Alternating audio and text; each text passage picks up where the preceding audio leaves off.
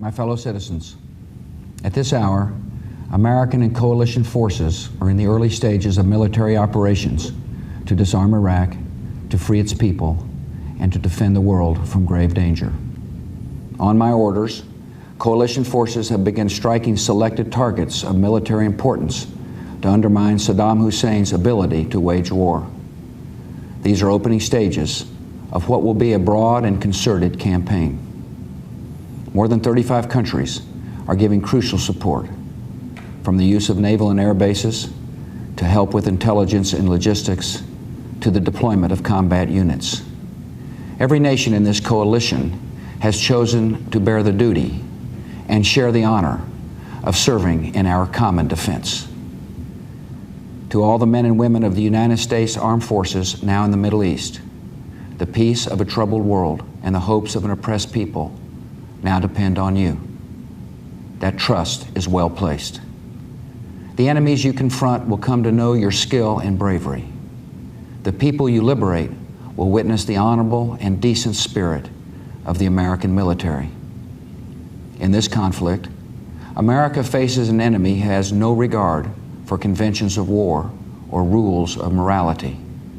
Saddam Hussein has placed Iraqi troops and equipment in civilian areas, attempting to use innocent men, women, and children as shields for his own military, a final atrocity against his people. I want Americans and all the world to know that coalition forces will make every effort to spare innocent civilians from harm.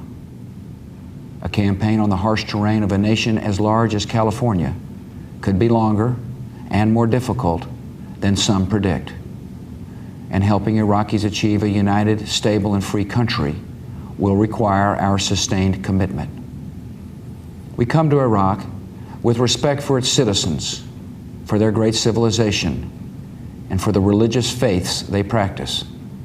We have no ambition in Iraq except to remove a threat and restore control of that country to its own people. I know that the families of our military are praying that all those who serve will return safely and soon. Millions of Americans are praying with you for the safety of your loved ones and for the protection of the innocent. For your sacrifice, you have the gratitude and respect of the American people.